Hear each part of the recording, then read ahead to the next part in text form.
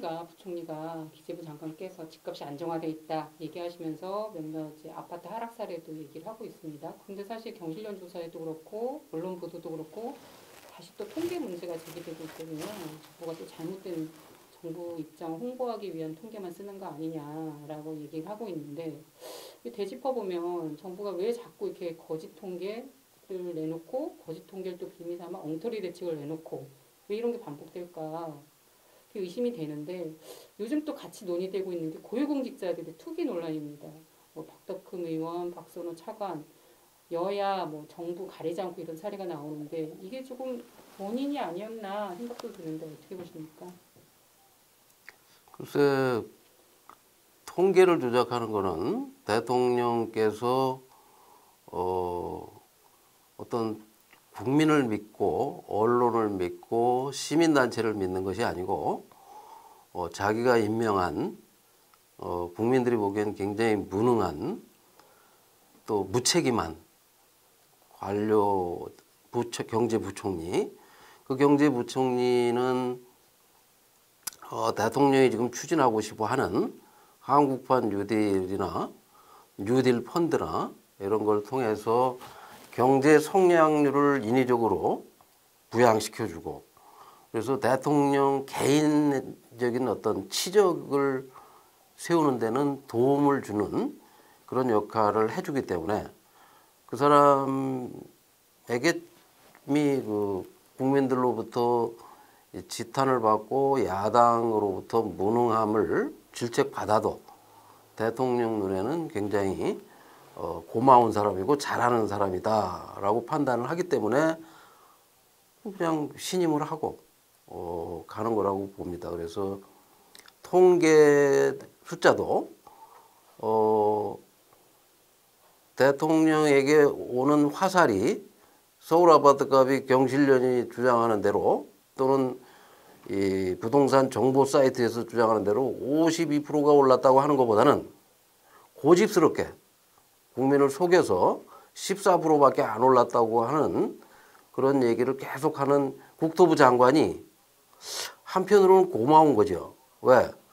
대통령 입장에서는 서울 아파트 값을 역대 대통령보다 가장 빠른 시간 내에 가장 많이 올린 그런 무능한 대통령이 아니다 라는 변명을 계속 장관이 해주고 있으니까 대통령 또는 대통령 참모들 입장에서는 저렇게 뻔뻔하게 대통령을 지켜주려고 하는구나. 자기가 이 비판을 받고 욕을 얻어먹으면서도 한다는 측면에서 보면 이렇게 뭐 무능하다라고 보는 게 아니라 오히려 정치적으로 보면 굉장히 유능한 그런 장관으로 보일 수도 있고, 그런 장관들이 거기다 더더군다나 지금 최근 집값이 불안하고 대부분의 사람들은 집값이 더 오를지도 모른다는 그런 불안감을 가지고 있는데도 이 낮은 통계만 골라서 정부 입장에서 볼 때는 유리한 숫자만 골라가지고 집값이 안정적이다. 어떤 아파트 강남 쪽은 집값이 일부 하락했다. 뭐 이런 식으로 답을 해주고 언론 플레이를 하니까 또 언론도 거기에 대해서 그렇게 적극적으로 비판을 가하지 않으니까 무능한 부총리이거나 무능한 장관이라고 볼 수 없다. 이런 생각을 저는 했어요. 그래서 이 구조는 굉장히 오랫동안 갈 거다. 거기다가 문재인 정부 들어와서 우리가 지속적으로 이 고위공직자의 재산 공개와 다주택 현황을 밝혀냈지만 결국 청와대 참모 37%가 다주택자였는데 어쨌든 대통령과 대통령의 비서실장은 그 참모들을 다 교체하고 하면서까지 청와대는 일단 다주택자를 없앴고, 그래서 또 이 고위 공직자 중에 다주택자는 뭐 이미 자기가 임명한 사람들이니까 그리고 언론이 그걸 계속 시비 걸지 않으니까 눈 감고 있고, 또 그 다음에 우리가 이 행정부의 고위공직자에 대한 문제만 제기를 했으면 대통령의 임명권자인 대통령의 책임이지만 우리가 국회도 그렇다는 걸 밝혔고 국회의원은 대통령이 다 임명한 게 아니라 야당 의원 같은 경우는 야당 대표가 공천을 해서 국민이 뽑은 사람들이고 국민이 뽑은 사람들도 역시 마찬가지로 다주택자와 도 많고 그다음에 이 일반인 상식으로 볼 때 국민 눈높이로 볼 때 5배, 10배, 20배 뭐 어떤 사람은 거의 100배 되는 그런 부동산을 가진 사람들도 있고 하니까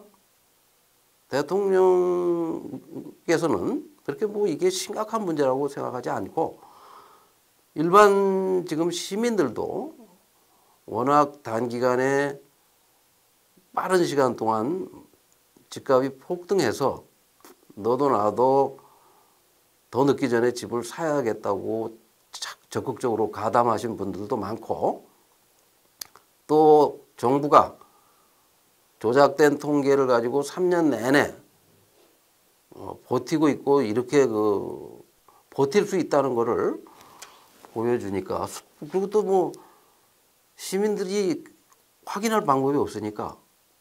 이건 계속 갈 것 같다. 그런데 이제 뭐 무능한 관료도 안고 가겠다. 부동산이 많아도 안고 가겠다. 근데 거기다가 최근에 박선호 차관 같은 경우는 논란이 된 게 또 하나 더 떼어진 게 이해충돌에 대한 문제까지 제기가 된 거거든요. 업무와 본인의 재산의 이해충돌하는 지점도 드러난 걸로 보이는데 그렇다면 이 부분에 대해서 뭐 자체적으로 조사를 한다거나 뭐 해법을 만들거나 이런 흐름이 전혀 읽히지 않거든요. 글쎄 이제 대통령께서나 청와대에서 볼 때는 그 박선호 차관 같은 경우는 이 정부가 들어서기 직전인 2016년 박근혜 정부에서 토지주택실장을 임명했고 이 정부 들어와서는 김현미 장관이 볼 때 굉장히 유능한 참모라고 생각해서 내가 보기에는 지금 문재인 정부 3년간의 주택정책, 개발정책은 거의 대부분 이 사람이 총괄해서 했을 거예요. 근데 만약에 이 사람한테 그런 큰 흠결이 있다는 것을 인정하면 이런 흠결이 있는 사람을 사전에 조치하지 못하고 3년 동안 그 중요한 정책을 다 맡겨서 했던 사람인데 이 사람의 흠을 잡아내자니 그 흠은 결국 이 정권의 흠이 될 것이고 그러니까 적극적으로 청와대나 내가 보기에 그 고위공직자윤리위원회나 또는 장관이나 해당 부처 장관이나 이런 사람들도 자기가 3년 동안 굉장히 유능한 참모라고 믿고 맡겼고 같이 정책을 해온 사람을 지금 와서 내치기도 어려운 상황이기 때문에 정부에서는 안 될 거고 이거는 그러면 이 정부를 행정부를 견제하는 야당이나 이 국회에서 문제를 삼아야 되는데 그쪽에서도 아직 조용하고 왜? 그들도 좀 전에 얘기했듯이 국회의원들 스스로도 떳떳하지 못하고 그런 것을 문제 삼을 만하지 못하다. 또 언론 역시 지난 이 박선호 차관 같은 경우는 2005년에 과장이었으니까 15년 동안 주택정책을 꾸준히 하면서 이 국토부를 출입하는 기자들이나 업체들이나 이 재벌들이나 이런 사람들과는 아주 끈끈한 관계를 가지고 있는데 그 사람들이 굳이 이걸 문제 삼을 것 같지는 않다. 따라서 우리가 좀 더 이해충돌방지법이라든지 공직자윤리법이라든지 이런 걸 철저히 검증해서 지금 현재 나타난 것들을 보다 명확하게 드러내주고 예를 들면 중공업지의 규제 완화가 2007년부터 지금까지 한 10여 년 동안 계속 규제가 완화되고 있었고 특히 2020년 5월 6일 날 정부 대책이 뭐 그렇게 시급하게 필요하지도 않은 시기에 등장해서 용산 미니 신도시를 앞세우고 서울 재개발을 하다 공기업 참여, 공공의 재개발 참여,